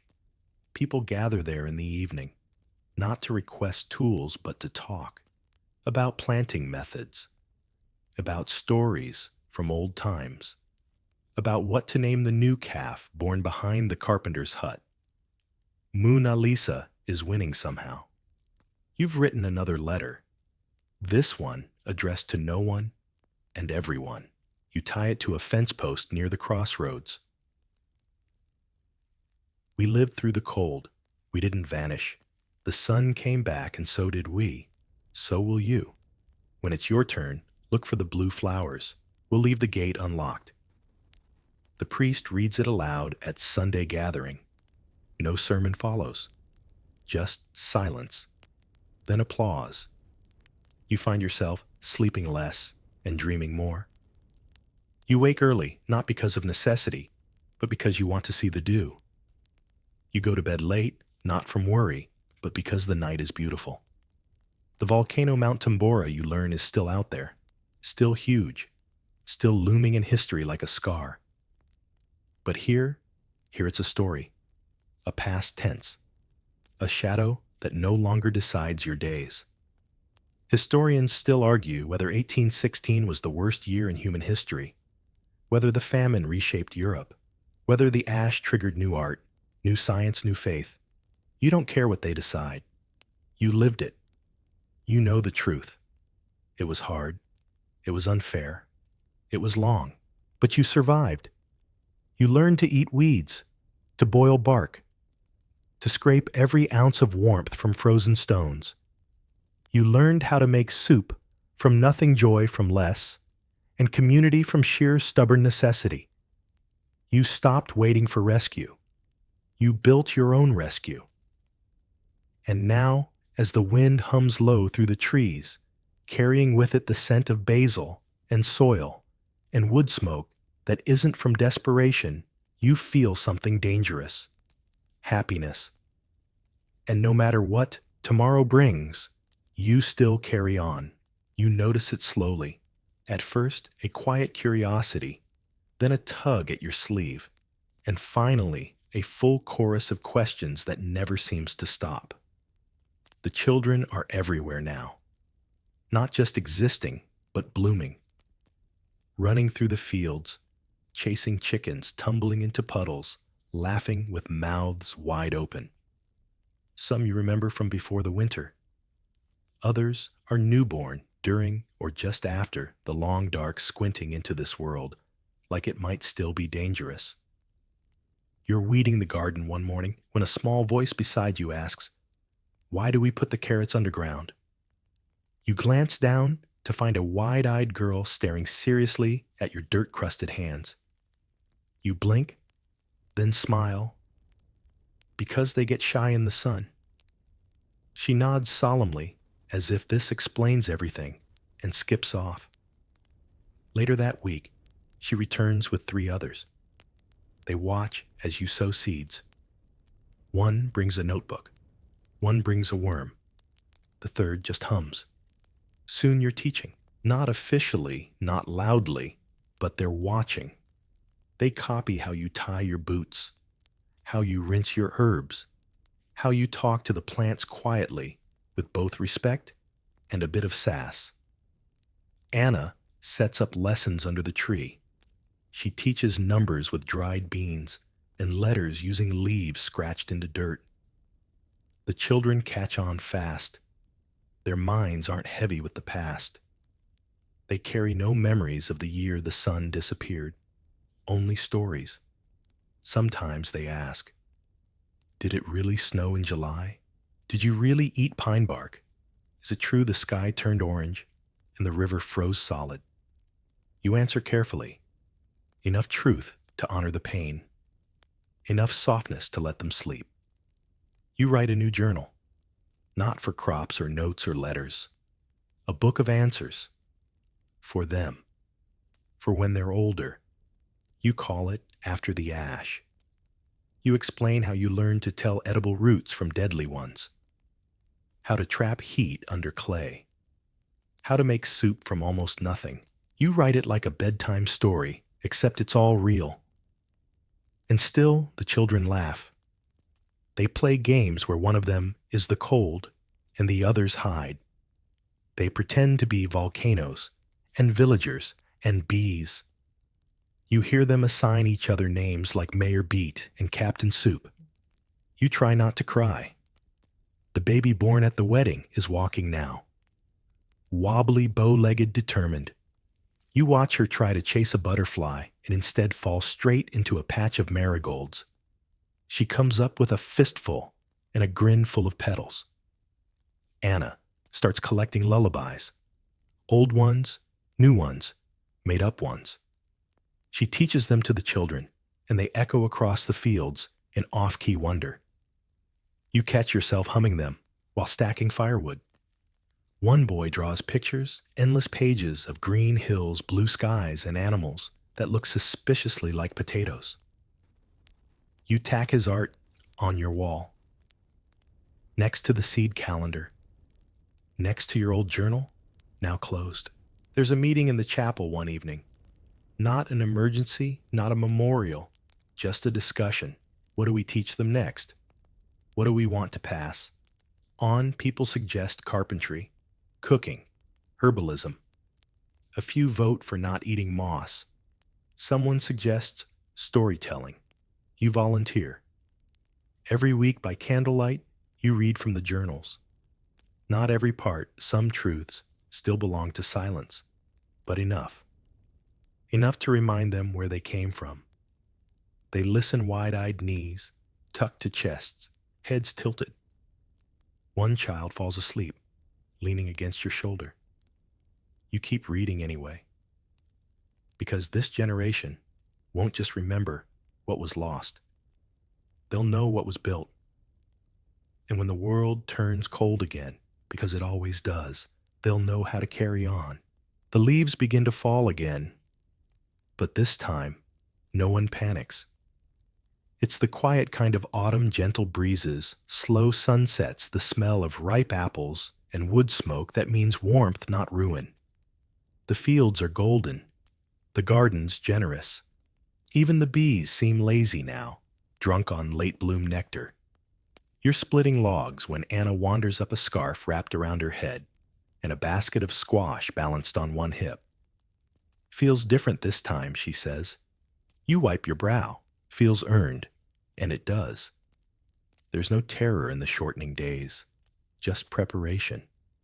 You've cured the meat, dried the herbs, pickled everything that will sit still. The root cellar is full. The greenhouse is sealed tight and warm. The whole village is ready. Even the children get involved. One leads a leaf counting patrol, insisting that each fallen leaf be documented just in case they mean something. Another organizes a soup ingredient draft complete with voting stones and a chaotic barter system involving acorns and buttons. You build a bigger wood pile, add a second chimney flap, help a neighbor insulate their roof with straw bundles and old wool. You even mend the chapel's cracked windows, remembering how the frost once crept in like a thief. The dog grows his winter coat early. He looks like a loaf of bread with legs. There's a harvest festival, modest but real.